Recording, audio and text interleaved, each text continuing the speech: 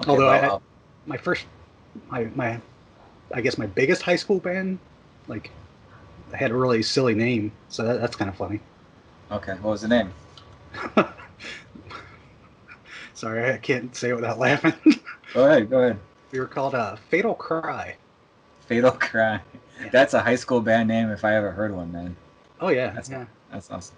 If we Um, added a color in the name somewhere, it would have been like even better, like Red Fatal Cry or something.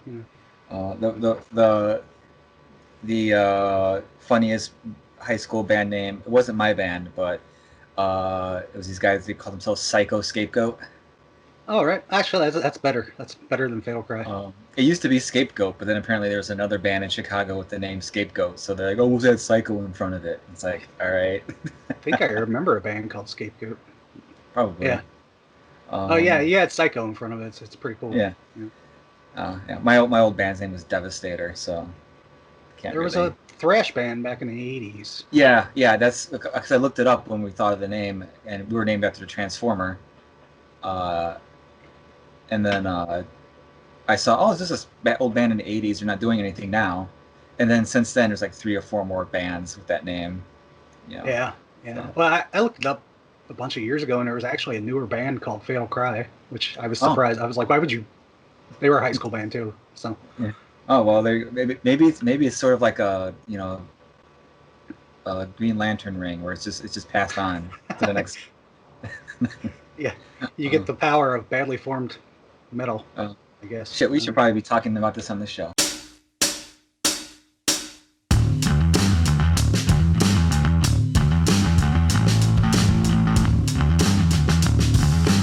Oh, welcome to this episode of the Comics Coffee Metal Podcast.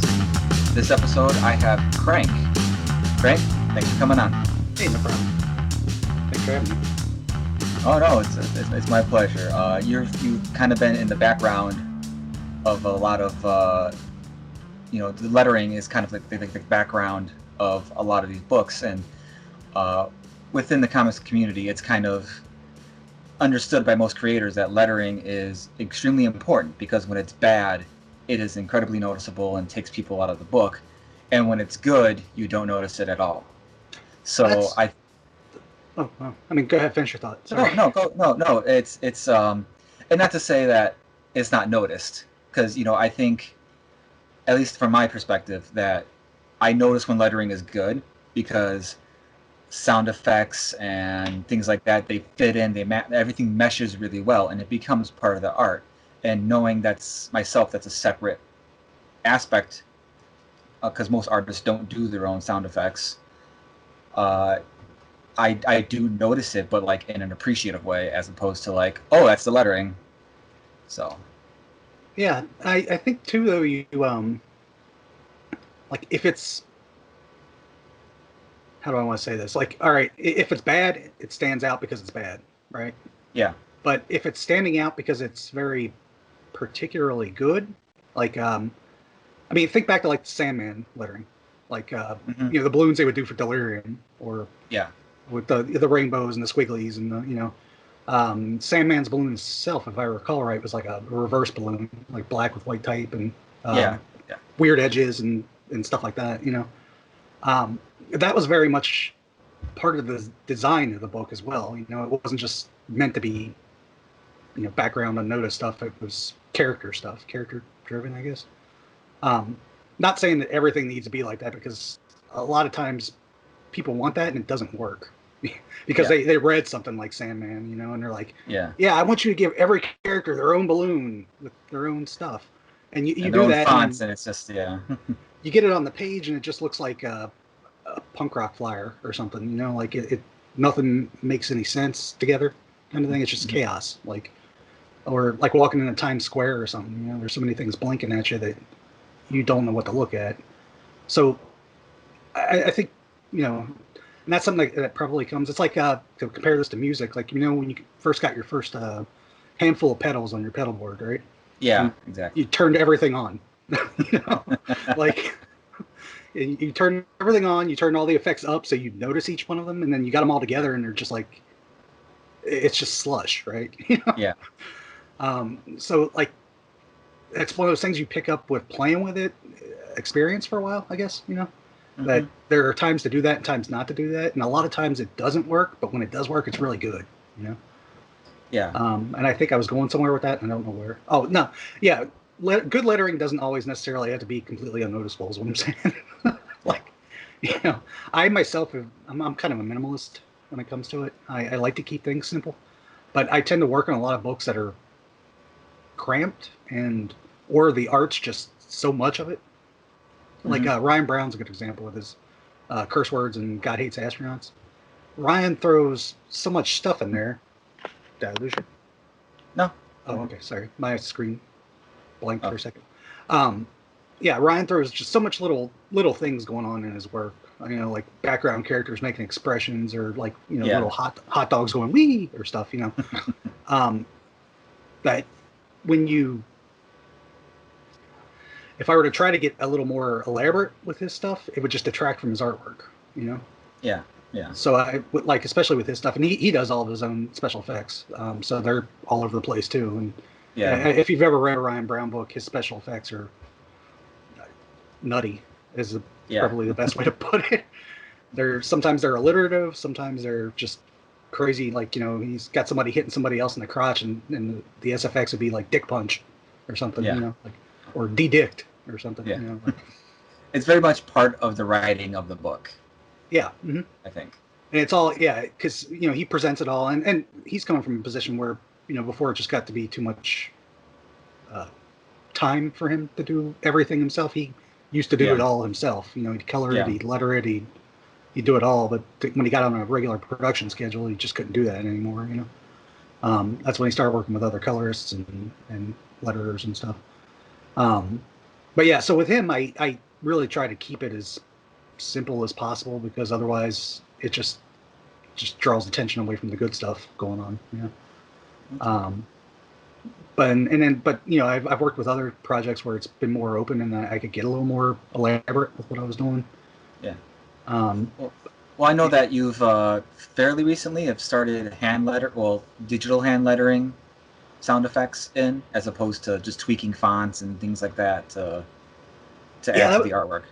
That was a real progression for me, because it used to be when I first started off lettering, I just grabbed Bada Boom from Comic Craft, and all my SFX were like Bada Boom, like hey, and that was fine, it did the job. But as I started refining it, I started using other stuff like squiggly fonts for cars and blood splats and splitches and whatnot.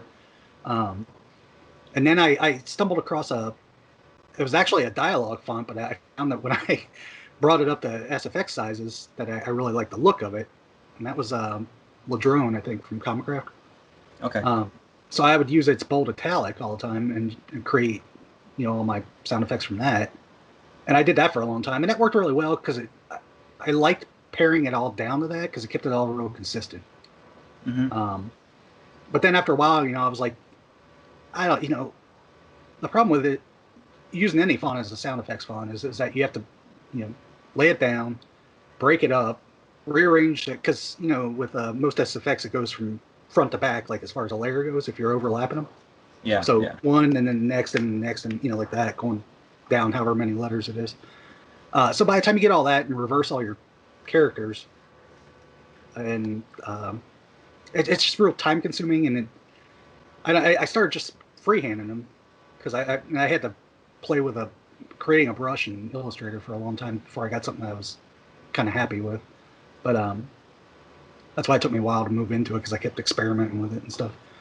But so eventually it got quicker for me to just lay it out by hand, and some stuff's just easier to do it that way, because if you have to move it behind a character or something, you can kind of do that and then just erase part of it without having to like go through a complicated mask or something, and Exactly. So yeah, I just been for a while now. I've just been doing them all by hand, and that's fun, because I get to like. The thing I like about that is, because I'm doing them all, it's still sort of consistent, but they don't all look the same. And that was the problem with the font, because you've only got so many characters to work with, and if somebody's doing something like and it's got like 12 A's in it, well, you've only got 2 A's to work with.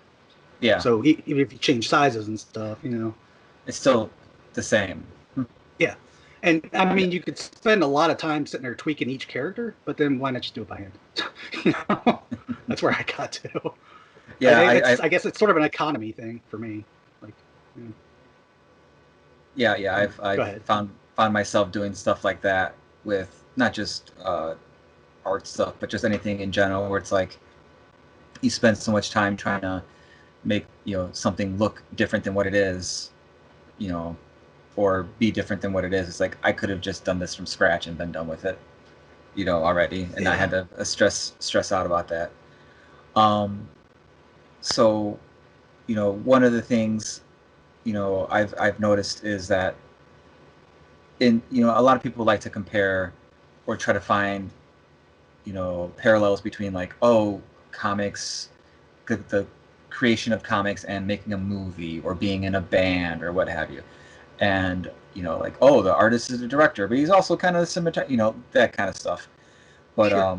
I think if we're to do that with music, being a musician, I do kind of view lettering as kind of being the bass player of the band, where you know you if it's bad, you notice. If it's really good, it just adds so much more to the overall story and to the overall end product, the song, what have you. And have you felt like there's any correlation between that with you and yourself? Because you are a musician, but I think you're primarily a bass player. At least you started off in bass, from what I understand. Yeah. When I think of myself, as far as musician stuff goes, I still think of myself as a bass player. I'm just a bass player that does other stuff now. Okay. But yeah, I mean, I make kind of music references with comics all the time as far as how I relate to things. Because I mean, I've been doing music longer than I've actually been doing comics. Like, Yeah. um, I mean, I've been reading comics, I guess, longer than I've been playing music. But anyway, uh, so yeah, I mean, there's because it's lettering is definitely more of a, obviously it's not background because that's what everybody's Yeah. reading, right? So it's not Yeah. background, but it is support. It's not as immediately recognizable to the layman, like Yeah. It's kind it of unsung in a way.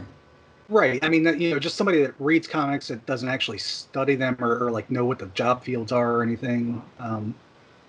They they're not going to pay as much attention to what makes the lettering good or bad. Yeah. They might instinctively know when it's good or bad, but they're not really going to know why. And Yeah. so it's sort of like it's more supposed to be the blend of things, like Hmm. um, because most good lettering, and even when I was talking about before, lettering standing out when it's special and stuff like that, it still works with the art, and that's lettering's design essentially, Yeah. because you're constantly having to make choices of placement and where things look good, but not only just like where does it fit, but how does this look in relation to this square panel with these characters here, like there's stuff going on or something over here, and I could stick it over here, but that's not going to look good. You have to kind of stick it where it balances, helps balance out the panel. Yeah. Um, and also, I mean, there's different thoughts on that, but are on this, but like lettering leading the eye from place to place, which Hmm. if you're doing a standard grid, isn't that big a deal. Yeah. Because like an eight, 6 8 panel grid that's up, left to right, top to bottom. The lettering can go wherever it needs to go, right? But if you're getting into like complicated pages where people decide to like just ignore borders, or like that crazy thing where there's like you know two smaller panels and a bigger panel, but you're actually supposed to go like Yeah. this kind of thing instead of down and up Yeah. kind of deal. Yeah. Then the lettering does a really good job of helping people figure out which way things are supposed to go, without having to Hmm. draw arrows between the panels like they used to in the old days. you know, Yeah. Yeah. Yeah. um, That good old standby. that's when you knew Well, an editor looked at it and said, "I have no idea which way I'm supposed to read this, so let's put arrows here." Well, I kind of think that does apply to kind of like bass playing, because if a guitar player is kind of going off crazy with this riff that might kind of be, or this guitar line that might be all over the place, the bass player and along with the drummer, they're kind of more than likely holding it down, keeping the Yep. flow, keeping the groove going. So that, I think that's probably where my mind goes in terms of like drawing those comparisons. And Uh, even in bands like Rush, like where you got a really active bass player like Geddy Lee yeah. or ES with Chris Squire or something like that, you know, um, like when something else was supposed to be more important than the bass, they would, even if they were being active, they would complement what was going on as opposed to Hmm. like trying to overwrite it or something like that. You know, they're still basically keeping the big picture all together, I guess. You Yeah. know? So you mentioned you've been, playing music more than you've been, making comics, but you've been reading comics even longer than that. So Yeah. I have to ask, what was your first comic, if you remember, or what's the first one that really sticks out in your mind? Um, well, the ones that got me into actually buying more comics was probably it was like X-Men 165. The cover was Professor Xavier is dead and Scott Summers is holding his body and like the Okay. rest of the X-Men are behind him. All And right. it's All like right. dark and wooded and just kind of a creepy picture, you know. Mm-hmm. And I remember getting that and reading that, and I was like, well, you know, I want to buy more of these, like kind of thing. Probably the year before that or so, like I broke my arm when I was, I don't even know how old I was. I was like 84 or something like that, I think, 83, 84. And so I was probably like 8 or 9, I guess. And while I was in the hospital getting things done, my mom went down to the gift shop and just picked up some comics from the rack that was down there and brought them up. And I remember one of them was it was not Justice League, but what's the one in space? The Oh, Legionnaires, Legion of Yeah, Superheroes. yeah, Legion of Superheroes. That's what it was. And I can't even remember the issue anymore, but I remember she brought me that and some other comic. And then that's probably the first time I remember. I know I probably read comics before, Mad Magazine especially. Like I loved Mad when I was a kid, but that trip to the hospital was when I remember like first getting comics and reading them. And Okay. then like probably the year later is when I picked up that X-Men. I got that from a friend, and he had traded me for like some GI Joe action figures or something, you know. Yeah. And that's the X-Men's the one that actually got me into paying attention to comics, I guess, as opposed to just being like cartoons on TV or something, you know. Like yeah, so that was all back in mid '80s, I suppose. How long was it before you started, listening to music more regularly, or was music always something that was prevalent in your life growing up, or? Well, weirdly, I guess it was about. I must have just been hitting the right age to actually be paying attention to stuff as opposed to kind of passively consuming it. Okay. Because it was right around then too. Like the first albums I remember having, like I had Purple Rain on vinyl back in Okay. '84. Yeah, that was '84. Yeah, um, and like I had I was just talking about this the other day. I had a Wake Me Up Before You Go Go on 45. You know? So yeah, I mean, like, those were things, and then like the following year, um, I guess that was '85 or was that '84 too? Whenever Stay Hungry came out by Twisted Sister, Okay. I think that was 84. because it was my aunt took me to the store. We had gone to go see Ghostbusters, and then after that, we went to the store, and she was like, "Well, you want to buy some music or something?" I'm like, "Yeah, I want the Ghostbusters soundtrack." So I bought the cassette of the Ghostbusters soundtrack and a cassette of Stay Hungry, and those are the first two, cassettes I had ever bought on my own. Because before that, it was just I'd listen to what was on the radio or the records my parents had or something like that, Yeah. and I'd put them on because they were familiar, but I wasn't really paying Hmm. attention to them. They were just always there. It was like having cartoons on TV again. I say like passively just whatever was presented to me before that. But yeah, that was all around the same time was when I started actually paying attention to stuff, I guess, and wanting things that I wanted as opposed to things that were just given to me. Okay. Okay. That's a Yeah. really long-winded way of saying that. I had not, you know, the type of stuff like Twisted Sister does, like that was never my forte for metal taste, but I actually ended up listening to the album a few months back uh, because of another podcast I listened to called Thrash It Out, which is an amazing metal podcast. Everyone should go check it out. They do an album a month or whatever, and when the host picked that one, and when I listened to it, I was like, this is surprisingly like I always lumped in Twisted Sister as being hair glam metal, but this was like pretty rocky, rocking stuff, especially with some like really great bass lines, and just some really awesome riffs in there, and it's like, oh, I've completely undersold this. So it's interesting to hear. Like I've never heard you mention Twisted Sister or Stay Hungry before, but it kind of Mhm. makes sense to me now Well, because you got to figure at the time. I mean, I bought it probably on the strength of "We're Not Going to Take It," which is yeah, just a great anthem, you know. yeah, But for me as a kid, it was just, hey, I can sing along to this. Kind of, it's fun, you know. yeah. But then, So listening to the rest of the album, you've got stuff like "Burn in Hell" and uh, man, I'm blanking out on what's on. But there's just some kind of darker stuff on that album yeah, yeah, that definitely. for a kid that age to kind of get a hold of that right then, and yeah, that was kind of neat and twisted. you know? Have you seen the doc? I think it's on Netflix now. The I think it's called "We're Not Going to Take It." The Twisted Sister documentary Uh-uh. came out a couple years ago. It was really good. If I can think of it, I'll pop it up on the screen here somewhere. But it was really really interesting because even though they're not my type of band, I'm a sucker for documentaries about music and things like that. Yeah, they were So one of those bands that, like, I liked them and I liked other stuff from, different albums by them. But that album was really my connection to them. And mhm. it's one of those things. Like for me, anyway, whatever the first album is by a band that I hear that I like tends Yeah, to always be my favorite album by them. Like no matter what, like no matter if there's something better that came out, it's like that was yeah, the one I heard first, so that's the one I like the best. yeah, yeah. Um, so like the rest of it's like it's not like I dislike it, but like I always go back to Stay Hungry because that was Mhm. the one. How long was it there before you decided, hey, I want to, play bass? Um, that's a kind of a dumb story. I can tell it to you if you want. Oh, I I was I think I was about 11 or 12 when I started playing bass. okay, Um, and the way that came about was originally I wanted to play keyboards. okay, I had moved to Florida and then moved back, and my friend, who I still work with music now, my friend Brian, he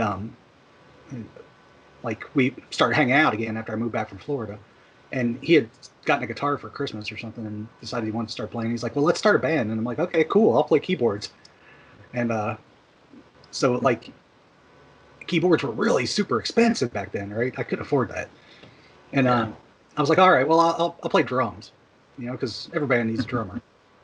yeah, Um, well, drums are also really expensive. Not as bad as electronic stuff was back then, but no, like drums were still pretty expensive. But then when I broached the subject to my parents, they were like, "Nah, you ain't getting a drum kit. It's too loud." And I'm like, same, "Man, all right." And then my friend Brian was like, "Well, you're gonna have to play bass. We need a bass player. I can get a drummer." He's like, "I know a drummer from school." He's like, "So you're gonna have to play bass." I'm like, "All right." I didn't want to really. It was just kind of I fell into it. But then, that once I saved up the money and got the bass and started playing and stuff and started listening to like, because you know how it is, you get an instrument and before you're kind of just listening to the music, but you get an instrument, you're trying to figure stuff out. You actually start paying attention to how things are put together and yeah, whatnot, and it like it kind of opens things up to you. And so I started listening to like Cream for one thing, Jack Bruce, okay, um, and he was another one of those just amazing active bass players and had hmm such a thump to it. And so I remember trying to learn "Sunshine of Your Love" because it seemed simple, and I mean, it is a fairly simple song. But my parents still razz me about that though, because they're like, "Yeah, you played that so much, we heard it in our dreams, and we were getting so annoyed by that because you just kept playing it all the time, that same dum dum dum dum. And I'm like, well, I had to learn it, right? yeah. But Headphone amps weren't exactly super cheap those days. yeah, and in fact, I didn't even have an amp at first. I plugged my bass into my stereo Okay, through the aux input in the back, which yeah, is completely like mismatched impedances and stuff like that. So it sounded terrible, but at least I could yeah, hear it. Like, yeah. My first amp was actually my friend who I'm also currently making music with. He lent me this like old karaoke machine he had, but it had volume. Otherwise, I was just plucking away on my little electric bass with no volume. yeah, Uh, we used to do silly stuff just to like get like okay. At one point, I was in a band that had like two drummers, four guitar players, like three bass players at one point. oh, geez. Um, no actual singers.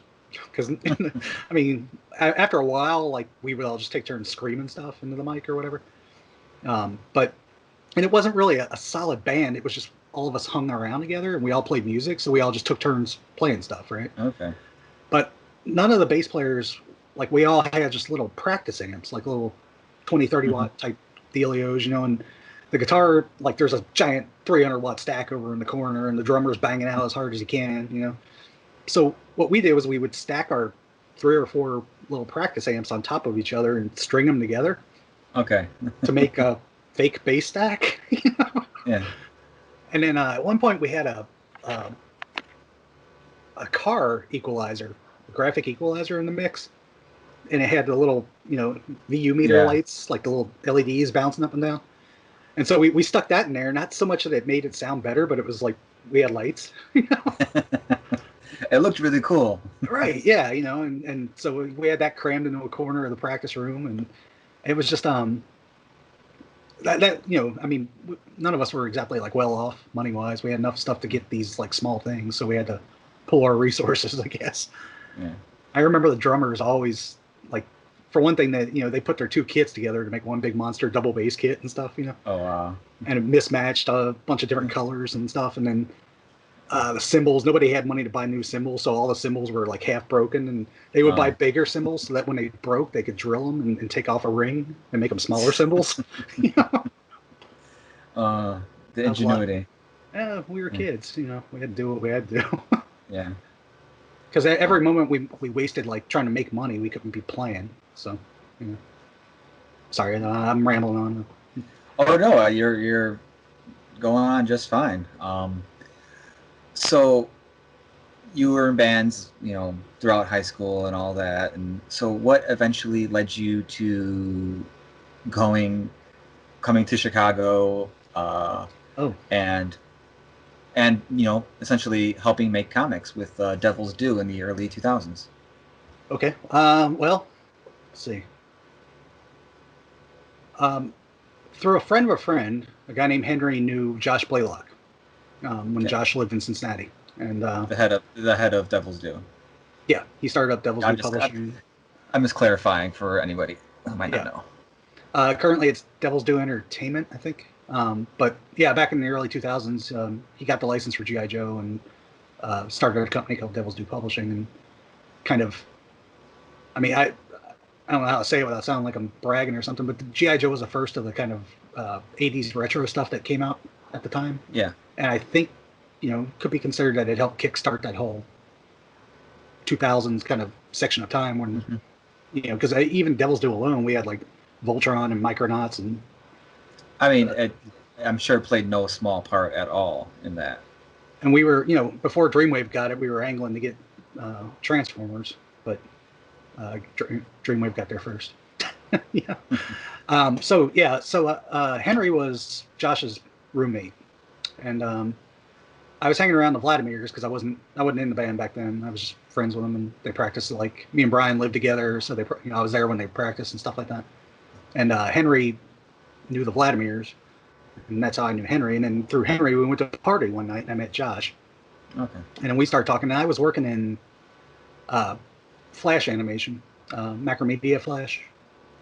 Back then, I guess Flash is still around. Do people do stuff with it? I don't know. Not a ton, but yeah, it's still hanging around somewhere. And I had been messing around with that because I just wanted to animate some stuff, Mm-hmm. I was like, hey, I had some idea. I had done like a couple of little short things set to music and stuff like that. And we started talking, and that was also, I was doing web work back then, building websites, and they weren't very good, but I was somebody that could do them, Mm-hmm. And he's like, Josh had a project called Misplaced at the time. I think it might have been called something else before that, but it was called Misplaced then. And he asked me if I could help him, build a website. And then I was like, well, yeah, I do these little Flash things too. We could put like this little animated thing on there, and kind of like a intro, which became kind of like a no word not too long after that, because you didn't want to land on a landing page and have to watch an intro to get into a website. Yeah. But at the time it was new, so I did this like animated thing that was I was aping the Bewitched opening credits, Okay. but Yeah. with with the character from Misplaced, like in a space scooter kind of thing instead of on a broom, and it would wipe through and wipe the title of the book across, and it was pretty elaborate for the time, crude, really crude by today's standards, but like again, being so new, it was like, wow, that's cool, So I was working with Josh on the Misplaced stuff and the website for that, and then when he got the license for G.I. Joe, he talked to me about it. So well, when he was trying to get it, he was like, I'm putting together this pitch for this book, and I've got the art and the inker, and I'm writing it, and I think we got Hi-Fi was coloring it back then, I think, and he's like, I want to put together a multimedia pitch though, because I really want to pitch them that we can do this on a couple of fronts, similar to how G.I. Joe was launched originally. You had cartoons and comics and toys, right? Yeah. So I was like, okay, yeah, and I helped put together. Essentially, it was just sort of a self-contained little pitch that you could click through stuff to get information. It was like a self-contained website, but all done in Flash, with graphics and little animated things and sound effects and all that jazz going on. And so, Hasbro took a look at the whole package or whatever, and we're like, okay, like we'll do this, because at the time, G.I. Joe was sort of a half-dead property. Yeah. And they were kind of, they were looking at plans to bring it back again as one of their flagship things, but so we got in there like just before somebody else did, I guess, essentially, But so yeah, G.I. Joe launched, and Josh moved out to Chicago, or actually had moved out to Chicago while the pitching stuff was still going on. But then it launched and it got really good numbers, and he's like, well, I'm actually gonna, we're doing a company here, like, we're gonna have all this stuff. He's like, do you want to come out and be like, web guy, IT guy, stuff like that? And I was like, I really didn't have anything going on here that was good at the time. Well, one of those stories, bad breakups and stuff like that, and just I wanted to get out of the city, like, The timing seemed kind of perfect for you to like, you know what? Yeah, let's go. Yeah, it was good, So I moved out to Chicago, went and found a place, moved out to Chicago, and started working. We were working above a 7-Eleven, which was really convenient for lunchtime. I used to go down there and get those little stuffed pizza roll things, like little pizza tubes. Yeah. And and that was 2001? Beginning of 2002 was when I moved out there. Okay. And then I lived out there for 2002 to move back in 2008, I think. Moved back to Cincinnati. Okay. But yeah, that's how I got there. And I'm just gonna assume from there, eventually you just started getting more into the design of things, and I guess kind of fell into lettering. Yeah, that happened. I mean, I had sort of, especially when Devil's Due first started, pretty much all of us wore a bunch of hats, and like when something needed quick corrections or something, for a bit of art correction or a bit of color correction or a bit of lettering correction or something like that, rather than wait and send it all the way back to whoever was the main person working on it or whatever, we would just do minor things there, fix balloon placements or something like that. So I had kind of worked with it there, and I lettered a story that I wrote that was in Troma, the Troma graphic novel from Devil's Due that Tim Seeley helmed. I had lettered that there, but and just some odds and ends. I wasn't really like a letterer. I just somebody filled in for lettering now and then. And then when Devil's Due went through its major like restructuring or whatever you want to call it, they most of us got laid off that worked there, But I was still kind of on retainer to kind of wrap things up on the IT end and stuff like that, and a few like kind of web projects and stuff like that were going on. And while I was in the office, the new office one day, there was an associated company called Kunoichi that was working with Devil's Due, and part of what Kunoichi did was they would do promotional comics for people. Okay. And I happened to be in the office, and they were like, "Well, we need a letterer for this or that or the other thing," and I'm like, I can do it. Like I didn't know if I could or not, but I was like, I can do it, sure. So I took this project on, and it turned out to be it was my first thing. It was called Pogrom, Pogrom, and it had Josh Metters on art, I think, and I don't remember who wrote it or colored it. This was back in like 07, I guess. So that's 07 is when I actually started lettering stuff, And then from that, like I wrapped up a couple issues of a GI Joe mini thing that was going on with Larry Hama. It was a Storm Shadow thing, I think.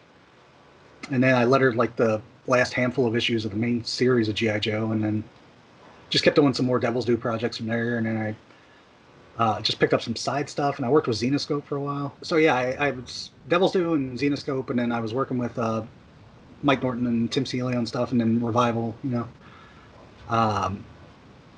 And then I did some odds and ends. For a while there, I was working on like Spread with Justin Jordan and Kyle Strom, and then later John Bivens after Kyle stopped doing the art.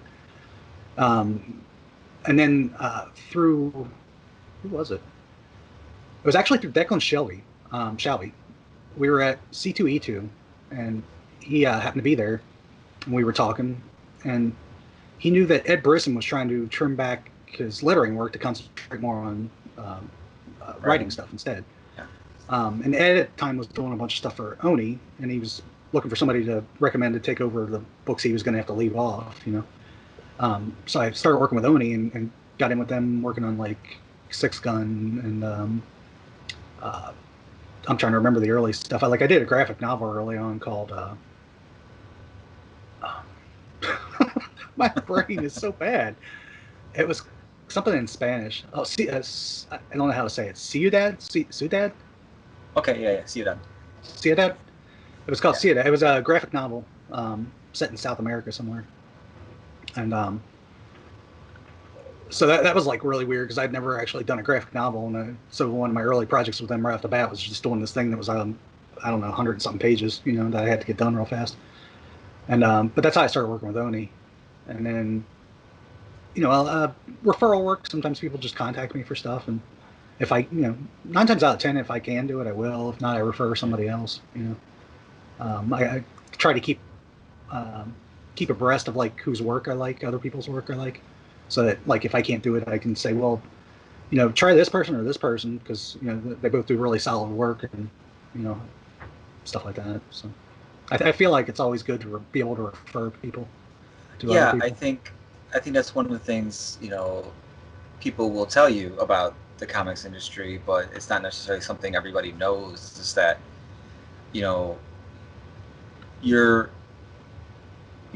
reputation is not only just what your work, it's, you know, who you can refer to.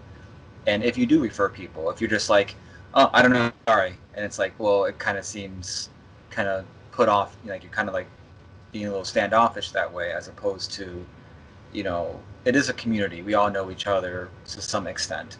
So, you know, I've gotten, you know, a few things from people just referring me, just saying, you know what, I can't do it, but you know what, check out Don, he might be able to do it. You know, Yeah. And I've certainly passed along, you know, stuff that, you know, even if I would have been able to do it, like, you know, I'm not the right guy for this.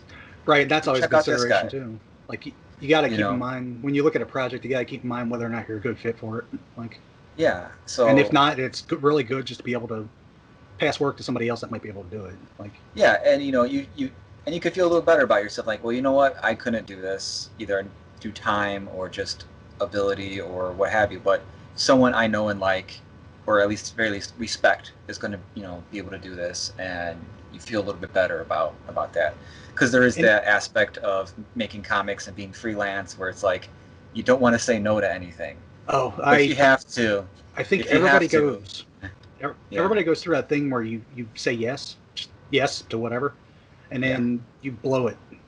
And yeah, I got to that point where this was, you know, a bunch of years ago, obviously, but um, where I had just taken on so much and I scheduled myself so badly that I blew like a couple of big deadlines. And I was like, for one thing, that got me into actually using a proper scheduling calendar, you know, because before it was all just sticky notes, like this yeah. job, this job, this job, or whatever. Um, that got me to be hyper conscious of my schedule, you know, because you don't want to blow it, right? No, And that's, blowing it once was like, you know, I don't ever want to do that again, kind of thing. Not that I've never been late since, because sometimes things happen, but well, like I've yeah, never. it's, I think one of the things also that's not really, you know, it's mentioned, but people need to understand is communication. Yeah, that's the right? other thing. Yeah.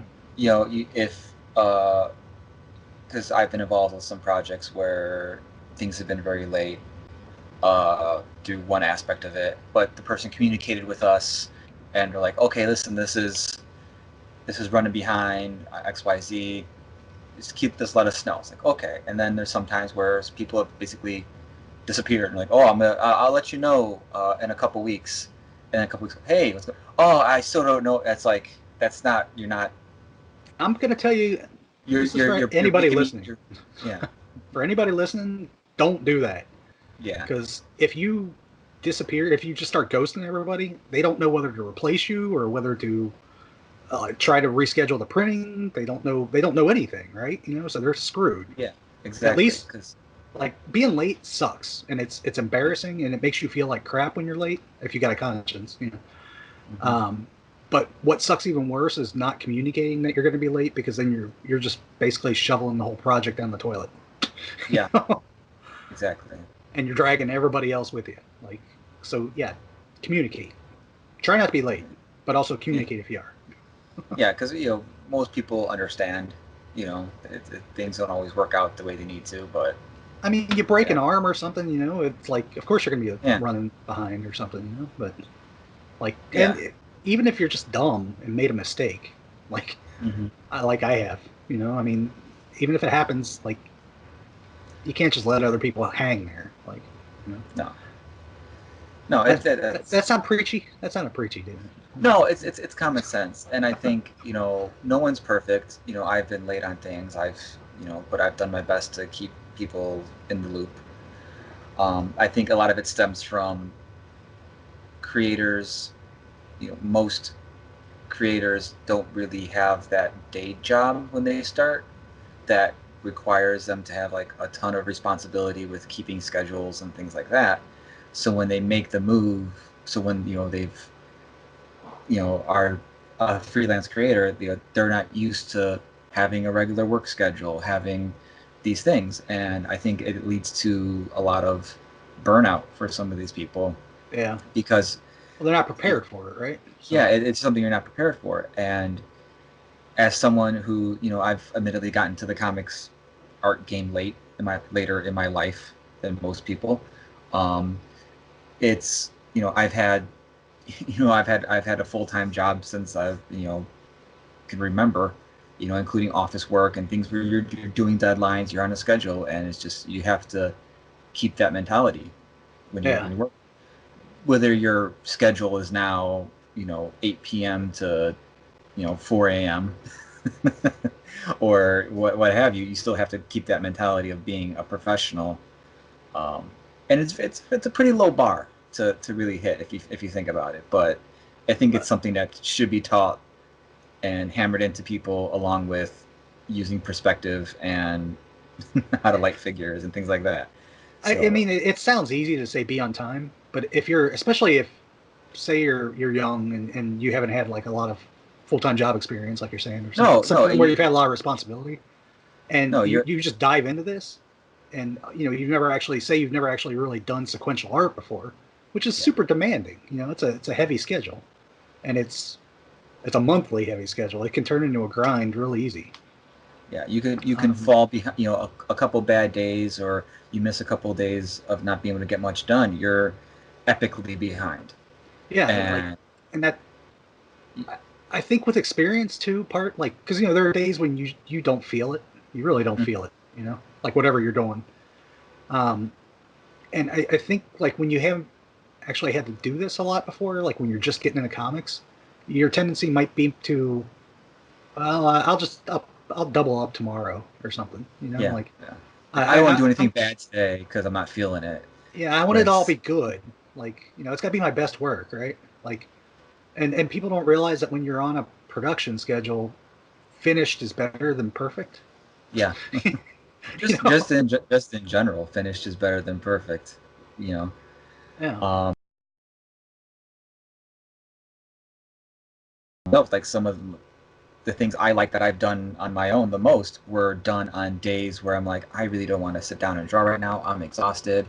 I just worked 8 9 hours. I don't want to do this right now. I just want to veg out on some TV or whatever. But Yeah. then you sit down and you do it, and so it's just kind of getting over that initial hump feeling of like, I don't want to do this, I'm not feeling it. But you're as being a creative person, you've done it so much in your life. Eventually, your brain just kind of kicks over, and you're like, okay, I'm doing this. Either if it's not like I'm in the zone, but you're still like, okay, I'm doing this competently. Yeah, well, you It's start not. falling back on your toolbox, like the things you know that work. Yeah, They may not be the most like exciting things, but you know they work, right? yeah. Or And they'll you get the could job just done. Like, yeah, and you could just pick something on. There's days where like I've just picked something on the page to do, where it's like, you know what, I'm just gonna ink the backgrounds today. I'm just gonna line all the buildings. hey, I'm I'm going just gonna blacks. yeah, I'm just gonna spot all the blacks today, and then before you know it, you're moving well past that and all that. So, Yeah, um, yeah, and I'm not trying to like disparage anybody who doesn't have the skills to do like the schedules, and it's no, I just think it's something that needs to be instilled to these people, because there's a ton of amazingly talented young people out there who are not consistent with their output, or may not be able to get those gigs that they are certainly qualified for, because they don't have those other skills, and that's not something that's really instilled into them. well, and comics is a nutty business anyway, and in that, you know, I'm gonna throw out a number and just say at least half the people that work in here really were never trained to do what they're doing or whatever. They picked it up on the fly or taught themselves, or Mm-hmm. I mean, there are a ton of people that came out of like art school backgrounds and stuff like that. I'm not saying that there aren't trained people or whatever, No. but a good chunk of them aren't. They just came into this because they liked comics or had a knack for doing whatever it was they were doing, and Yeah. decided to try it. And there's a number of people who are very popular now, who they got in doing their illustration work, and they started doing covers, and now they're starting to do interiors and things like that. And it's just a, a progression. But it's even though there are schools for sequential art, so like like you said, like half the people who are doing this are self-taught anyway.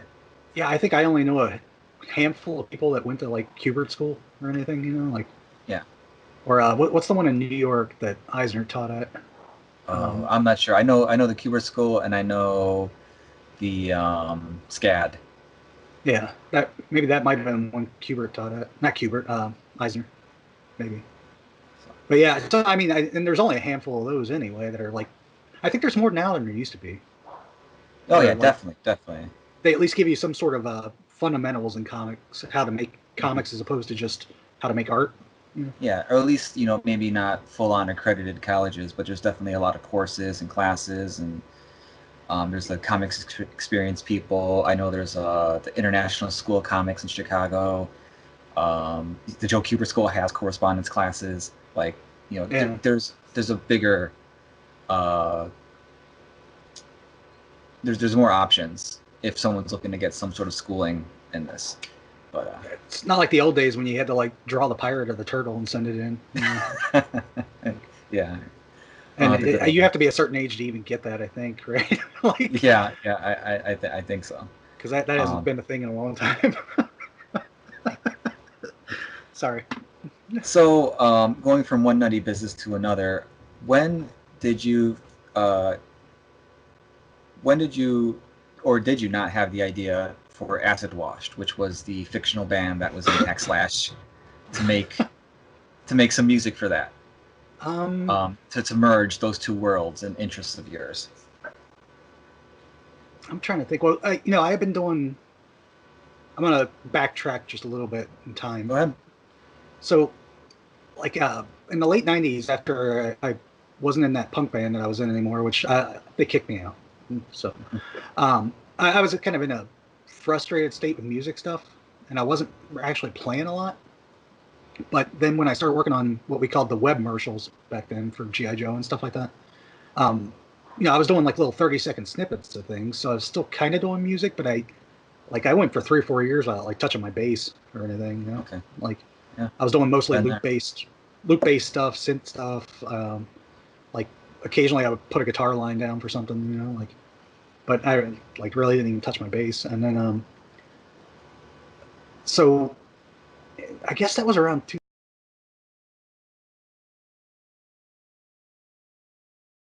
I had started playing bass again, and I was talking to my friends about a project that later became Son of Morty, and so we had been kicking around ideas, and I was playing more. And when Acid Wash came in, I just thought, hey, wouldn't it be funny if we, because Tim had written lyrics to some of the songs in the comic, and I was reading them, and I'm like, wouldn't it be funny to just actually make this a song, like, and put it out as like, just throw it out there as a promo, like as just something to go Yeah. along with the comic, so you could hear the band or whatever, And it kind of started there because it was me, it was Patrick Brower, he sang. Yeah. I got Mike Norton to play bass on it, and there was another guy that worked for that Kunoichi company I was talking about. That was a kind of a sister company the Devils do. Yeah. That he worked in the same office as us, and he played guitar. So I got him to play the other guitar, and I played the lead guitar.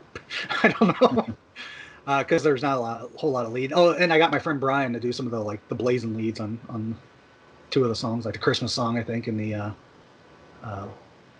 whichever other one it was, I don't remember. Oh, because we did Acid Wash, the title song, and Okay. but the song that got it started off was called Kitty Massage, and I think and Tim just had these lyrics that were like, Yeah. it was a song Tim sung to his cat when he was playing with it, and he'd start rubbing his cat, and he'd start singing this kitty massage thing to it. Oh, Jesus, I had And no so idea. that wound up as an Acid Wash title for a song, and then Patrick sexed it up some. Yeah. And so we started off with Acid Wash and the kitty massage song, and it was just a single with a B side or whatever. And Yeah. then later that year, or maybe it was the next year, I was like, hey, let's do a Christmas song. So we did a Christmas song, but anyway, yeah, that's pretty much how it came to it. Was just that it was in the comic, and I was there, and I'm like, what the heck? Let's do this. It'd probably be fun and silly. Like, Kind of uh, Steel Panther before Steel Panther. I guess, yeah. I mean, it was tongue in cheek, but it wasn't like that kind of super self-referential tongue in cheek. Like, Yeah. we weren't doing it to like, oh, look at us, we're playing. I mean, this is what I thought Acid Wash would sound like, honestly. Yeah. Because I was thinking in my head, I was like, well, they got the hair and they're metal, but I'm pretty sure they're probably more cock rock, like. Mhm. Um, so I was like, well, we'll do that sort of LA metal kind of sound, those kind of riffs and stuff like that, Motley Crue-ish, or Mhm.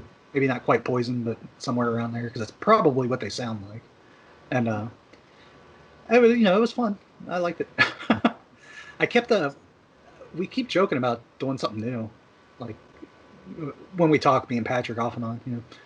We talk about doing something like, you know, I thought about bringing Acid Wash back for Mhm. another project that was going to be another comic related project, but Yeah. I don't think the comic ever was going to make it past one issue though. So it's oh well, I guess I can go ahead and say it. I was kicking around an idea for Ryan Brown and Jim Terry did a book.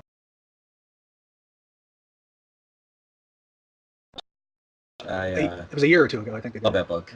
Yeah. and it was an '80s kind of throwback buddy cop mutant bridge Yeah. Yeah. trash I thing. am so like just waiting for them to do another one. Like I don't know. And not Like it sure was that's going so to up my happen. alley. Yeah. I know. Wishful thinking. I started thinking about that when I was littering it. I was like, you know what? I should do a whole album of stuff that just sounds like '80s, like an '80s soundtrack to something. I was like, and I'm going to do it like in the style of like the people I'm thinking of. Like, I do Yeah. a Michael McDonald type song, like, Yeah. with, oh, like, kind of singing and stuff. Yeah. And Have and a I was like, journey what? type track and Right, like, and do like a total like pop track, like Janet Jackson type pop track or something, Mhm. or and like some sort of like Cheap Trick ballad or something, like, Yeah. or something new wavy in there, maybe like a car song or Yeah. something, and do everything like in the style of the bands I was thinking of. And then I was like, well, I could also, this would be a good opportunity to like bring back Acid Wash, since it sounded like '80s metal anyway. Mhm. I was like, we could do a new Acid Wash song. But like I said, I kind of fell to the wayside when I didn't think they were going to be doing any more. They haven't done any more comics, so Yeah. yeah, I'm not sure. I don't know exactly why. I mean, I just think that there wasn't enough interest for them to keep doing it. Maybe, I don't know. Yeah. I think I ended up doing a little synthy Yeah, I remember you doing theme something song like for that. that because Yeah, it was such like it was such a great book, like, and Jim's art was perfect for it, and it just it was Ryan writing it, and it was definitely had its moments of ridiculousness, but it Oh was yeah. really, but it was equally, it was equaled out with Jim's art, and it was just like, why isn't there like 3 volumes of this already? Like, ah, I've even still considered, even though like pretty much the comic is dead, I still considered doing the soundtrack, like because I just it's thought it would be fun. well, the fun thing is comics are never really dead. Like, who knows? Oh yeah, I mean it could always be brought back. Mm. Yeah, so who knows? Fingers crossed, I guess. Maybe if I did a soundtrack, it would kick off interest in the book. If Like my experience with doing music for comics is any case, no. no, yeah, no, like you. But you're a different level of musician than I am. So No, I did a couple of revival themed. yes, I was gonna bring Things. that up next. The project Sona Morty. You did a couple revival for the comic revival, a couple albums for that, which were really great and moody and Oh, just like thanks. complemented it perfectly. I think. I, I really wanted to do something because again, what kickstarted that was at the very beginning of the series, revival series. Tim had written a poem um, Hmm. that was I think Ahmed wrote it, the younger sister. Was that him? Now I'm trying to remember that. But anyway, the younger sister had wrote it, and it just appeared in the book as like captions on note paper or something like that, like ballpoint pen poem, you know. And I was like, I started thinking about it. I'm like, we uh, we had finished our first album, the Sona Morty thing, and that had been out for a while, and we were getting ready to work on something else. But I was like, well, we're working on something anyway. You want to do like a short little EP type thing? And I was talking to my friends in Sona Morty, and I was like, you want to do a short little EP type thing and do it like themed around this comic that's out. I was like, we could throw it out there and just see if Tim wants to do it as like a promo thing, or whatever. And so they were like, okay, sure. And I talked to Tim about it, and he was like, okay, sure. And so everybody was kind of like, okay, sure. And yeah. Anyway, so we did that EP first, and that's what there's like a spoken word thing at the beginning of the EP that's actually the lyrics from the poem from the beginning of the comic. Okay. And that's how that got all kicked off. And we did like 4 or 5 songs for that EP, and then we actually pretty quickly started working on a follow up to that.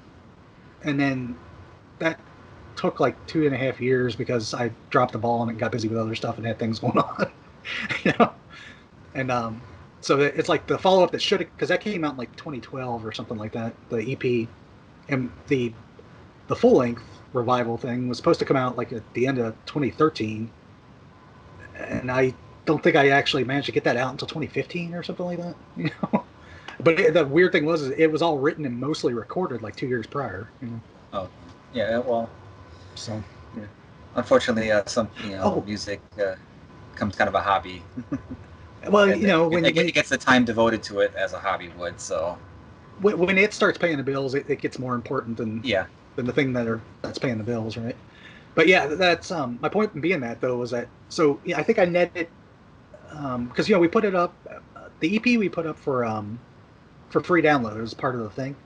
And I think even for a while we put up the second thing as just a free download. And then after a while I switched that over to like a paid thing because stuff had fallen off anyway. So I figured if people wanted it, they could buy it. But I think the total amount that people could buy it if they wanted to when we put it up for free. And some people did, which was really cool. They went ahead and gave us like $5 for the EP or something like that. And but I think we amounted enough for like beer and pizza. You know? Hey, So, it's which better fine. than zero, I guess. Yeah, we got beer and pizza out of it, right? And we were doing it. It was something fun for us to do anyway. Although I think it was probably more fun for me than them. Yeah. And maybe not even all that fun for me. Now I'm thinking about it because that second project, I let that drag out way too long. Well, it happens. I've been there myself with music stuff, of course. You want to Um, talk about burnout? Talk about spending 2 hours or 2 years working on a freaking album, man. That's when you're just like you can't even. That's not like you're working on it every day, but it's like you've heard it so much you just can't yeah, separate yourself from it anymore. Yeah. yeah. Like the Uh, on a smaller scale, like the cover songs I do for the channel here, like it starts with a song. Like I really like this song. I want to try yeah. to do this song, Hey, this is gonna and be then fun. then by the end of the month, I'm like, I never want to hear this fucking song in my life ever again. And Yeah. then thankfully, it's starting to come back again because I can start listening to, after it takes a few months, but then they come back. But it's just like, oh, so I can imagine 2 years just jumping on and off, on and off, on and off with a Hearing project. those, It's like your ears are like, what am I hearing differently? yeah, You just like know, hearing or just subtle variations on things or whatever. And for me, when and this goes when I keep working on the same project too long, like the same book or whatever. I kind of start losing perspective on it. I can't even tell what's good or bad anymore. Especially with music though, because that's such the same thing over and over that you have to keep yeah, re-listening to every time you have to do a new part. Then when you get into the yeah, mix down stage, yeah, so you've heard it so many times, it's like I don't know if it's good or bad. That's just the way it sounds, you yeah, know. yeah. And so I it's like same thing with art or whatever. It's like you spend so much time staring at it, you're like, that's just the way it looks. I don't know if it's good or bad or not. I can't tell you how many times I'm working on a drawing and I'm like, okay, I'm gonna post this, and then I post it and I'm like, wait, that eye looks so bad. Like, or like, oh my god, what was I thinking with that foot? Like, it's like, well, it's out there now. I can't do anything about it. Finished is better than perfect. Finished is better than perfect, though. Yeah. I will say that the Stone and Morty projects, and to a smaller extent, the Acid Wash stuff, that really inspired me to want to do a soundtrack for my own book, Sweet. and basically any other books I do in the future, because I just can't not do that now. Um, Making music has become such a integral part of my creative life again, through so many different avenues leading me that way. But your stuff has definitely been a part of that going in. And it's So something. It's not even like it's not like I was unique in thinking about this because like there have been a bunch of music related stuff, well, music Anthony, comic related stuff. yeah, Like Anthony Johnston's Wasteland soundtrack was a yeah. huge part of that, including the previous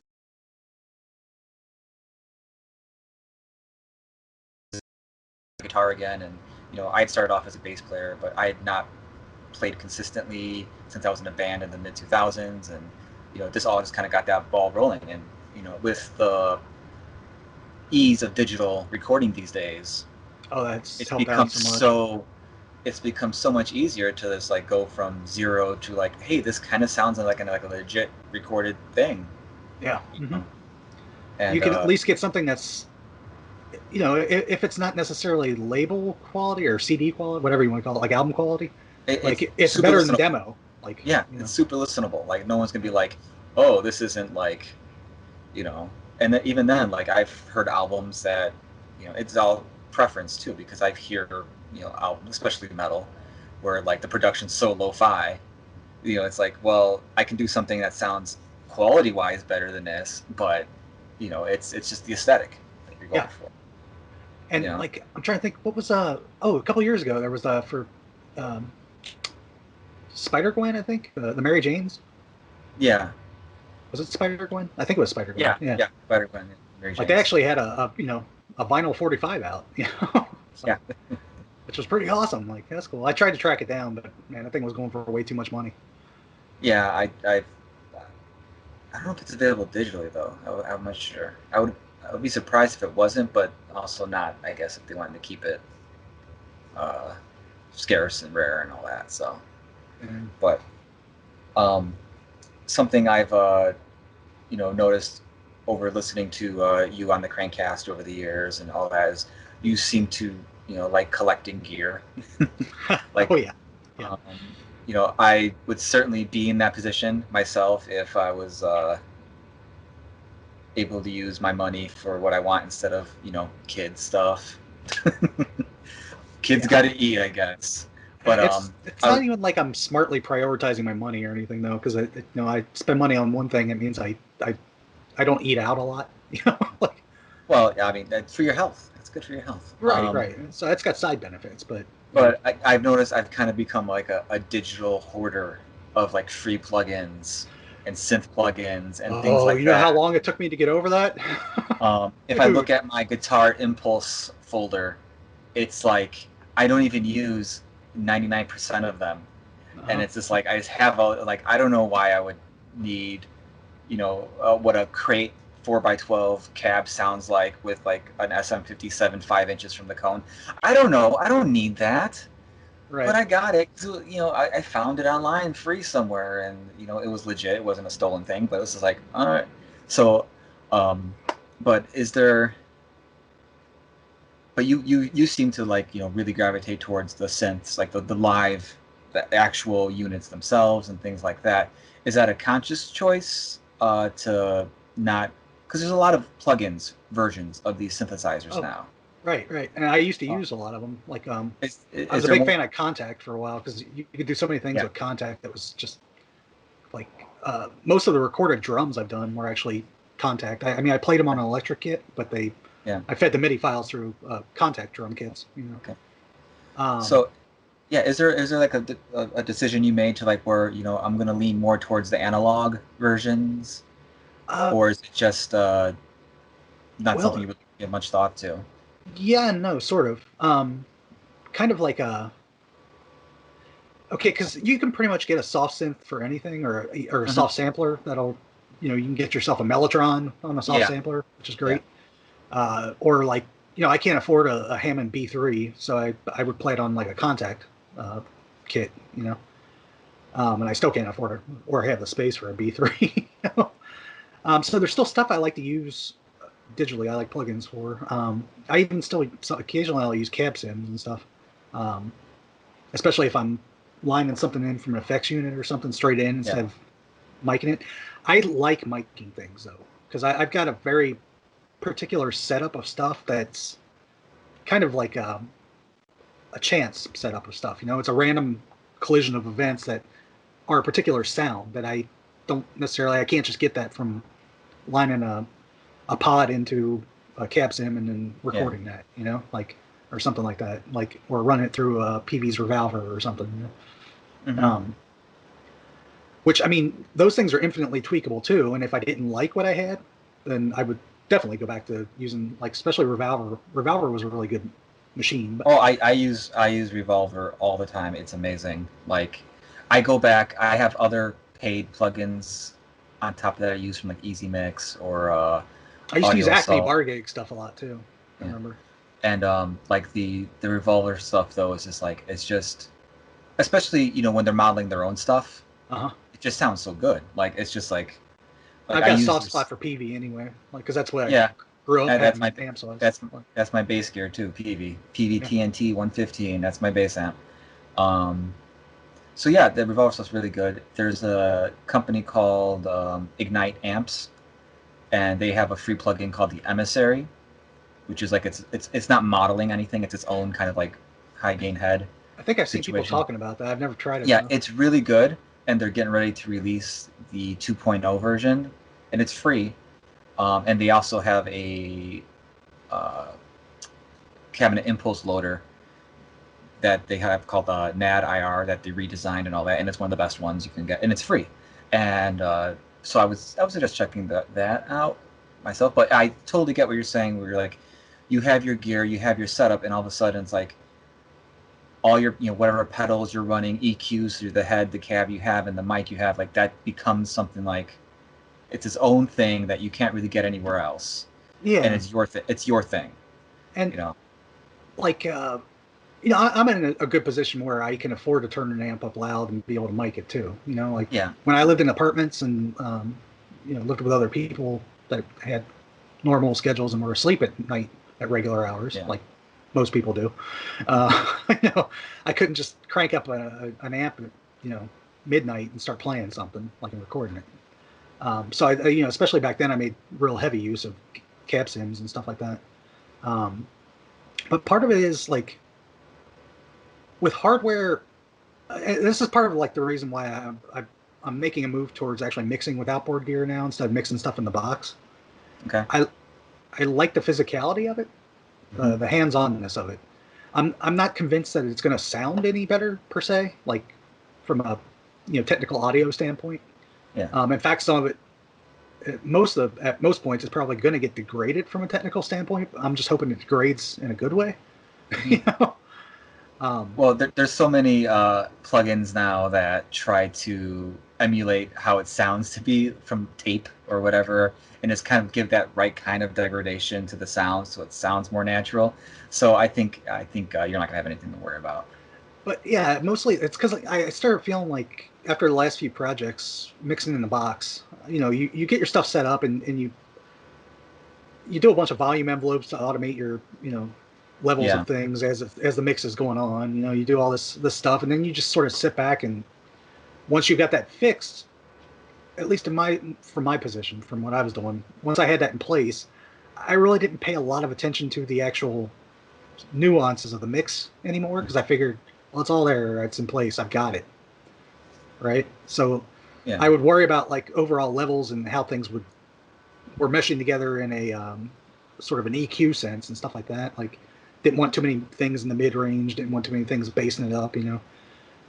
I tried to make sure everything stayed clear, but like as far as the actual ups and downs and swells of volume and reductions and things, I just kind of got complacent.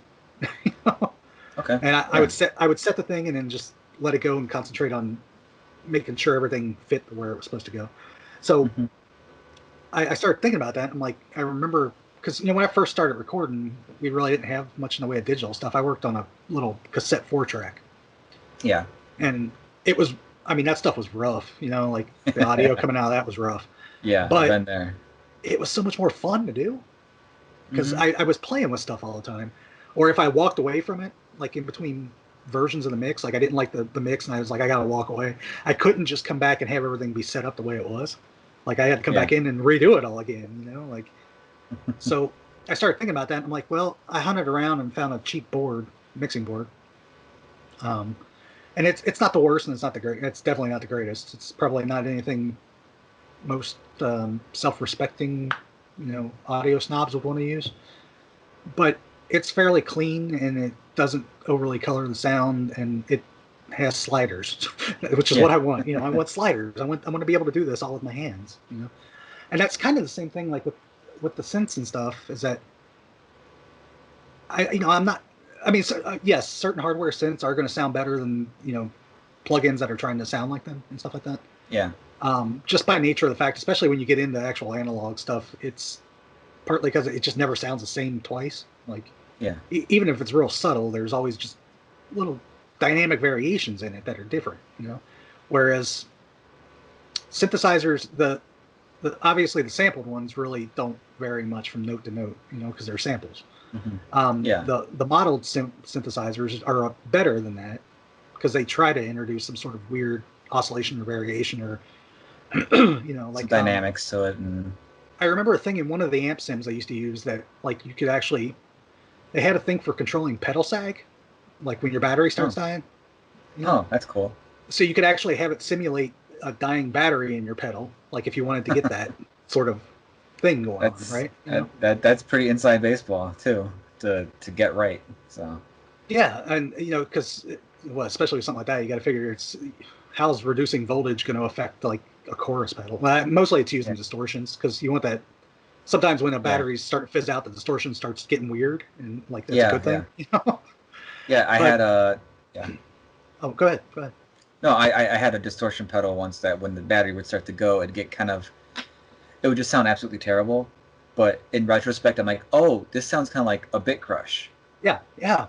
I got a fuzz And I'm pedal like, oh that's man, I totally wish I would have listened. I would have kept this thing. And it was a Boss DS1, but I had tried to do a mod to it, but oh I replace did a it cap or wrong. something.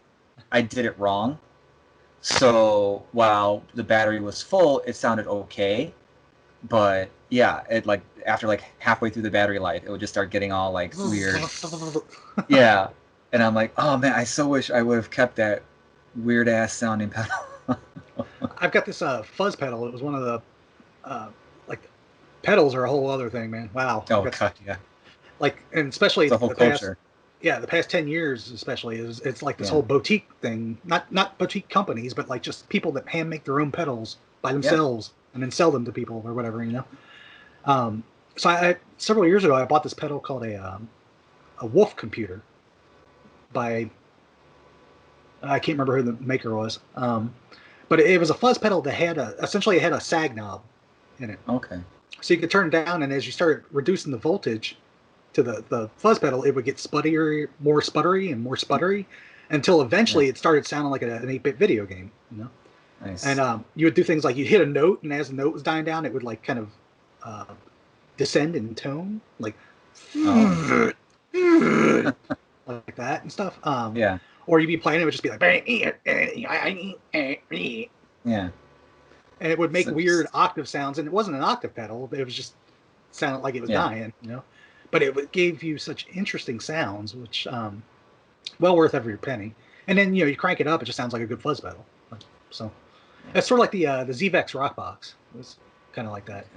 That was another one that was like a fuzz pedal that was you could crank the sag up or turn the sag up, down, turn the sag up, whatever, turn the voltage Yeah. down, and it would start simulating like weird effects and get fuzzier and sputtier and stuff.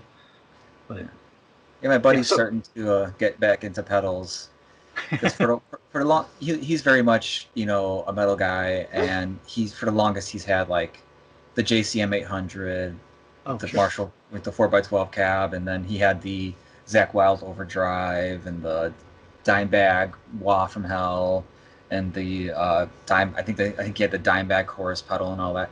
But he's since has gotten rid of those, and he's actually the Boss brand, their boutique versions, the Wazacraft oh yeah, stuff. I've never He's tried actually those. Are they good? he got their Overdrive, which is like originally what Zach was using in the '80s and all that, and he also got their chorus, and he loves them like so much more than the ones he had, and he's got like getting a regular Crybaby wah, so it's because with the Dimebag wah, you had all those knobs and EQs you can change, and it's kind of like the 95Q, I think it is, where you can just you can too many options. Right. There's too many options. Just give me a Um, crybaby. All you do is it doesn't even have an on switch. You have to kick it on and then yeah, start playing. and then he and since then the tracks I get from him, like they definitely sound like just more less like he's trying to get someone else's sound and more like he's got his sound, I Yeah. guess. And I think that's kind of what's driving this pedal thing, because I think as amps kind of become very similar to each other, like everyone's kind of doing like a Friedman amp is like it's a Marshall. It's a really great high end Marshall, but it sounds like There's a Marshall, pretty much a Marshall clone, isn't it? I mean, Yeah, pretty much. circuit wise and stuff. Yeah, and then you have your set things like Engels sound like Engels, but then you kind of have those in betweens like Soldanos and things like that.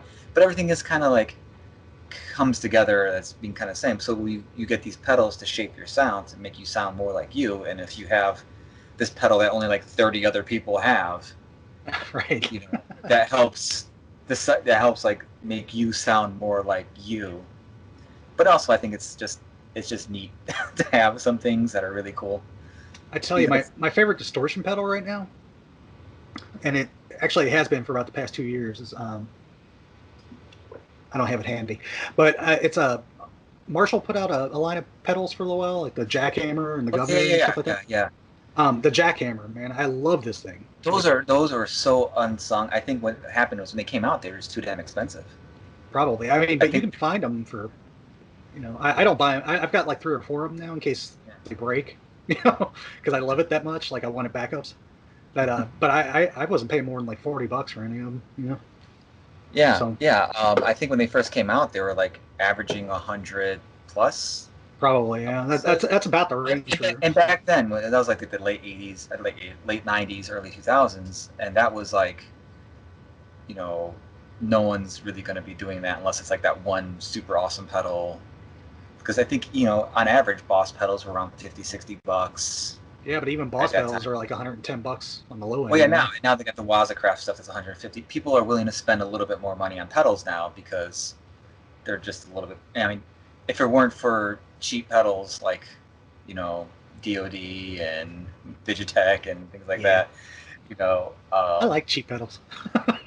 my favorite pedal, I almost sold it, but I'm glad I kept it. It's this guy right here, the Ibanez Oh, pedal. yeah, They I have never these played two through one of lock those. pedals, and it's a bass overdrive, and it is just so awesome. Like I had not played with this thing in over a decade, and then I finally like plugged it in again and messed with it. I'm like, wow, this is like, I get such a wide variety of tones, and I'm so used to using plugins now that it kind of felt kind of nice to be like, no, I got this thing's my tone here. Sure, I'll run an amp sim or something in front of it, but I don't have to like, you know, it's something different. And that's a great thing about having separate cab sims now, is that you actually can line in your pedals and still get a cab sound that way. Yeah. Too. Yeah, and they even have like power amp plugins, so you can kind of simulate that boost of a tube almost, and things like that. So it's an interesting time, but I totally get the wanting to do analog things. Like if I had the space and the time and the funds for it, I would totally have like, a 6505 head and probably just a 6505 because that's all I want. It's just weird because like my main bass amp is, I picked it up at a pawn shop because I just needed something to play live because my head for my cabinet had blown up, and I needed so I needed a bass amp, so I went to a pawn shop and I found this bass amp that was, somebody had taken an old Yamaha bass head from the late 70s and stuck it into a 212 cabinet, and then there were some like Fender speakers in there, like Fender like stock type speakers, and then covered the whole thing in this weird reddish orange faux alligator Tolex. And I saw it and I'm like, that thing's so ugly. I'm sure I can get it cheap, right? Yeah. And I did. I got it fairly cheap, and I brought it home and blew the speakers like first gig because I was just turning it up too loud because it wasn't loud enough, And then I was cranking all the EQs up because it's got a bunch of like EQ stuff on it, and that it was a Yamaha B102 is what it is. Okay. It's like late 70s, early 80s, I think, and it's got the big power transformers on it. It's not a tube amp or anything, but it's still one of those big, heavy. Back before they figured out they could reduce transformers, So it's like still a pretty heavy freaking thing, and I wound up buying. So I got that, and it was already a Frankenstein to begin with. And then when I blew the speakers, I went and bought some full range speakers, actually, because they were the cheapest thing I could find that would fit in the slot. They were alphas or betas. I can't remember, Eminence maybe, something like that. But they were cheap. They were like the cheapest speaker in that range that could handle the wattage that I wanted. And so I stuck those in there instead of putting bass speakers in or guitar speakers or something. So, point being is that like my setup's so particularly queerly customized to me. Yeah. That I don't think I could recreate that properly in a sim. Unless I did the impulses myself and put it in like what's that green box with the it's that analog amp simulator, well, not analog, but it's the hardware amp simulator. It's it's got like green on the bottom, bunch of knobs. You can actually use it to sample other cabinets and match them. Like I'm drawing a blank. I can't remember the name of it either, but I know there's just the fact that we have this technology is amazing. Yeah. But trying to remember and name something else entirely. But and I got a love for stuff that seems like a lot of other people hate. And it's not that I like it because they hate it. It's just I go to look it up online because I'm like, oh man, this thing's pretty neat. Surely somebody else likes it. And then you look it up and it's just getting nothing but terrible reviews and stuff. Like the jackhammer. The jackhammer is one of them. People hate that pedal. Yeah. Or a lot of people do, But I'm like, you just don't know how to use it. Well, I think there was this recent resurgence of the heavy metal pedal. Oh yeah. The HM2. Where a popular YouTuber and musician, Ola Englund, he I don't know if he started it, but he put it through the effects loop or the effects return. Sure. And when he did that, it sounded like the most badass pedal ever comparatively to what it sounded like before. So, after that happened, all these people were coming like, oh wow, look how great it sounds. And then it even got to the point where Boss reissued it with their Wazacraft boutique label. And is that the black one or is it the orange? The black one with the orange letters. Yeah, people hate that. Like, you look on YouTube at that, and people are like, "This is the worst pedal ever." But now, they were able to this new version. They took what it sounds like in the effects loop and made it that's kind of like the default sound. We can make it kind of the default sound. So you actually get this badass sounding pedal from this thing that was that every teenage boy who played metal had, Right. Well, and see, sounded absolutely terrible. that's another one of the. Again, I've got one of those too, and that thing can sound great on its own, even without going Yeah, through. Like even if you're running it in front, like yeah, that thing and can I sound really good. You just can't. It's got too much gain naturally, so you can't crank the gain up. You know, like. no, But it's I a think pedal you can get good sounds out of. Like. no, and I think the main focus of that was just that you were using it wrong. Like you were using it to be your main source of gain, and of course, if you're like playing like Norwegian death metal, like it sounds perfect. It sounds like a nice buzzsaw, you know, Not if you or like. black metal. Not if you scoop it too much and crank the gain all the way up. It still sounds terrible. Like But for the longest though, I thought the bass pedal I showed you, like I thought that was like hated because Ibanez in the early 2000s, was so strongly associated with like new metal, Yeah. and like I thought my first bass that I bought was like hated because it was only out for a few years. I never saw anybody else with it. I still can't really find too many of them just like it on like Reverb or whatever. But I love it dearly, and because it's just so versatile, and it's kind of this unsung thing where it's like I wouldn't like if I had to choose one bass to have for the rest of my life, it would probably be that bass because I can make it sound close enough to a P bass, close enough to a humbucker bass, close enough to a jazz bass to where I'm cool with that. Yeah. I Though got one like that too. Yeah. yeah. So um, I totally get where you're coming from. Where it's like this thing that may not be getting a lot of love, or it's kind of like this weird one-off thing. Like the only American-made instrument I do have is a Fender Precision Bass Plus, which they call the boner bass because the top horn is a little bit longer. So it was only made for like 2 years. It has like this, series parallel switch, but I have no idea what the hell that does. But it's like you can't Oh, find you can it. split your humbuckers. Oh, that's a coil. That's the coil Oh, that's the switch. I coil don't know. tab. Yeah. I don't know what the series parallel does. I know it changes the tone. I don't know what the benefits are of each. I can probably easily look it up, Yeah, but I I can't just remember. don't know. But it's one of those things where it's like, I love this bass. I got a really good deal on it, and I don't really see anybody else with it. Yeah. And I'm so glad I didn't sell it so many years ago when I considered selling it because it's come back into being one of my regulars that I use. But Yeah, so like yeah, I took. I got like a couple of years ago, Akai put out a couple of drum machines and a synthesizer Okay. that were analog, you know. Hmm. And granted, at the price point that they originally come out at, they weren't really worth the money. But man, if you read the reviews, look up a Timberwolf is the synthesizer, Okay. and look up what was it? It was Rhythm Wolf was the first drum machine. These things get like panned like crazy, and people are just talking about how terrible they are and how crappy they sound and all that. And I was like, but they're after they got closed out, they dropped to a really reasonable price, and you could pick them for a minute there. You could pick them up for next to nothing on eBay. Yeah. Not next to nothing, but really like well under the even dropped retail price.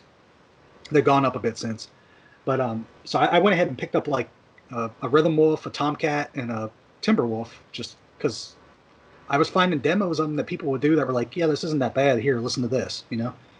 And so I was watching these demos. I'm like, for the money, that's pretty fucking cool. Like, so but people hate them, and I don't know why. Because like in my experience using them, I'm like, you can make these things sound pretty damn good. Like, I don't get it. Yeah, I think it's probably a mix of people having an expectation of what it should sound like, and also I think it's Liefeld syndrome too, or is it Liefeld? How do you say his name anyway? I say Liefeld. Liefeld. That's what I always say. Yeah, Um, you think like initially comes out, people are like, this thing is bad, and you should feel bad if you like it. well, it's just it becomes that knee jerk reaction to Yeah, just bag on it. Like that's what I'm saying about Liefeld. Like for one yeah, thing, with him in comics, it's just for a while there, it was like anything he did, just automatically, it was like people would just be like, oh, let's look at the anatomy, do this, do that, whatever. yeah, Like, and and just it's like that just with crap all over. especially when you get into music forums, because you know what? Oh yeah, they're People almost say worse. comic people are bad, like right? No, Music forum people are weirdly irrationally. Well, no, that's comic people too. They're just as bad. There's definitely an overlap of They just like snobbishness and weird irrational hate for things yeah, like not even considering that it might be used like good for use as something else or like good to somebody else or anything. yeah, Like yeah, yeah, pretty much like comics as a matter of fact. Yeah. So yeah. It's Oh, I also think though that there's something that might need some tweaking to get it to being sounding really good though, but it just needs a little bit of tweaking. I think for a lot of people, they're used to things sounding so good out of the box, yeah, but I've or never had any. they're expecting things to sound amazing out of the box. Like I got this new tool, it's going to sound amazing, and it's like, oh wait, I actually have to like put work into making it sound good, or learning how to use it to make it sound like it should sound. Like I Maybe think I've just there's never had anything that I've never had to like fiddle with to get it to sound the way I wanted it to. You know? Well, on top of it, it's a subjective thing. Yeah. Like you could say this guitar sounds amazing, and I could say that's hot trash. But the difference is, my perspective would be like, oh, you love it, awesome. Not for me, but cool. Other people are like, no, you're garbage, and you're a garbage human being for doing that. You're a terrible musician. I don't even know why you like. If you look online, like headless guitars are kind of making a comeback, Yeah, I've been thinking and about that again. and there's so many people who hate headless guitars. Like it's just, who cares? It's what these people like. You're not gonna buy one. No one's making you buy one. Like I could not for life of me ever want like an 8 or 9 string guitar. But if someone wants an 8 or 9 string guitar to tune to like drop, low drop E, like whatever, do your thing. I don't care. I don't have to listen to it. I've tried But playing them. I can't play them. yeah, yeah, but it's five. but My that five doesn't. string bass gives me enough trouble. I don't need to. Yeah, but if I see somebody that's like really good on like a Chapman stick or something, Yeah, like playing something that's got like a fretboard this wide and like 20 yeah, strings on it, and they're really good yeah. at They're it, all man, like, dee, dee, dee, dee, dee, dee, dee. Like, hey, fantastic. man, it's awesome. That's not something I can do, but that's really great. Like, Yeah, exactly. It's with distortion pedals in particular too, I think a lot of misconceptions about those are that not every pedal sounds good with every amp. You know, no, it does not. like And not every amp. Yeah, the same thing that sounds killer coming through a Yamaha 12-inch speaker or something. In my case, like could sound like total crap coming through a Marshall. For whatever exactly. reason. And Yeah, and not every amp is designed to take pedals. that's true too. Like, there's some amps these days that really take that into account and they accept the pedals really well, and there's others where it's like, no, this is for more of a raw, straight plug-in sound. Yeah. Maybe throw an overdrive on it a little bit, and You want to yeah, use a chorus, right? Lots of chorus. yeah, I bought you a know, talking about another thing people hate. I bought a back in the late '80s, early '90s. Fender went through a period where they had red knobs and gray carpet for oh, the covering. It was like yeah, a real yeah, tight gray carpet. Think of the black material covering that's not pleather like. That yeah, kind yeah, of yeah, fuzzy stuff, a little bit fuzzy yeah. stuff. So Craig they were had that great. for a while, right? Yeah, and I think not trainer. I want to say custom used material Okay. covering like that for a while too. But so yeah, they made things with the gray and the red knobs, and they get a lot of slack for it, I guess, because they don't quite sound like Fenders. Mm. I think the cleans sound really close to Fenders, but the distortion really didn't sound a lot like a Fender too much, and so just because of that, people hated them a lot. But I remember my friend having it was this particular model called an M80, and he had the half stack back when we were kids and playing thrash metal and stuff, and it had sort of a scoop knob to it. It wasn't called a scoop knob, but that's essentially what it did. Yeah. And it sounded great for what we were playing back then.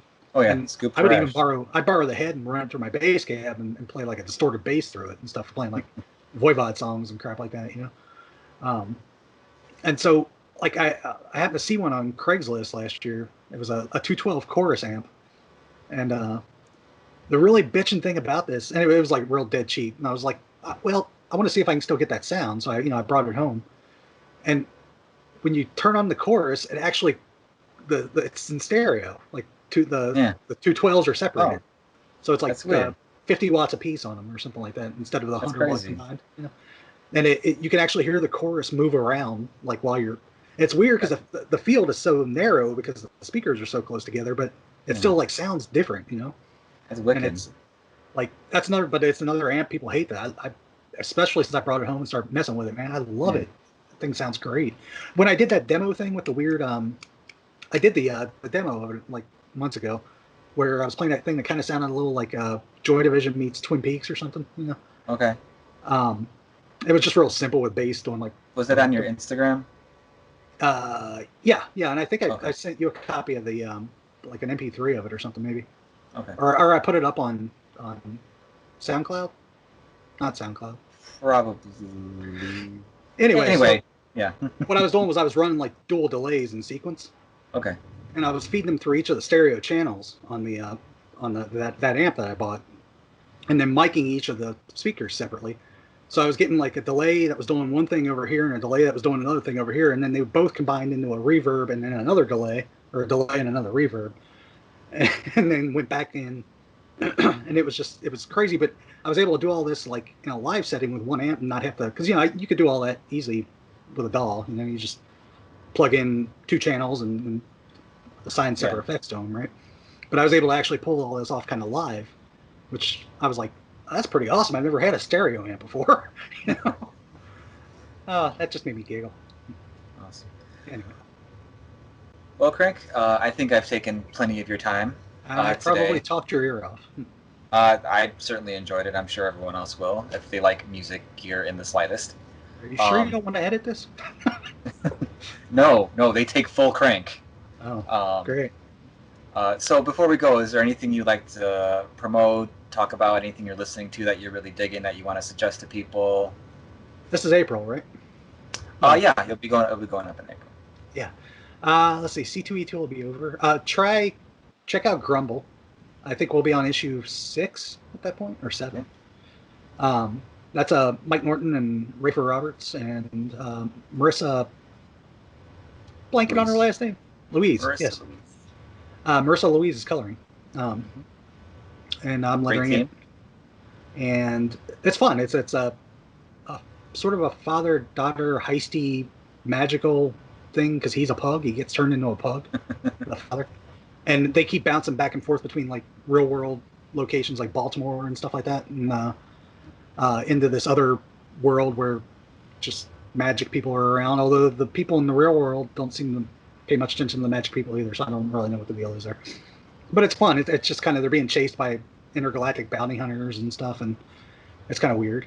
Of course, there will be some Rick and Morty stuff right around. I think maybe issue 50 might be out by then, which is a big double-size issue with a lot of different people doing art and stuff, which is looking really cool. It's chaotic because there's just so much stuff going on to so many people and things. But that'll be really cool. Gosh, what else am I working on? I don't know if Hack Slash Chaos. I don't know if that'll be wrapped up by then. It might be. I think we're working on issue 3 next or 4, but that might still be out by then. I'll make sure there's notes up for everyone if it is or is not. Yeah, never ask a letterer to start talking about recommending what all they work, because usually a letterer in any given comics team is working on a bunch of stuff, you know. So like you ask an artist, they're like, oh yeah, I got this book out. You know? You ask a colorist, they're like, yeah, I got 3 or 4 things going on right here. You ask a letterer, and they're just like, where do you want me to start? Well, I don't even know what today is, bro. I don't know. Well, for one thing, I barely ever know when stuff comes out, so that's part of the problem. I have to look it up, you know. But yeah, thanks for having me on. I appreciate it. Oh, thank you. Everyone, go check out Crank's stuff. I'll put links down below for all his various projects and musical escapades, and make sure you check out the Crankcast. It's one of my favorite podcasts. Definitely go. You know, it's one of the longest running podcasts I can think of. You guys you're approaching your 12-year mark, I believe. I think we're over 13. Oh wow! So maybe it's a show. Remember. It's a show about comics, but not really.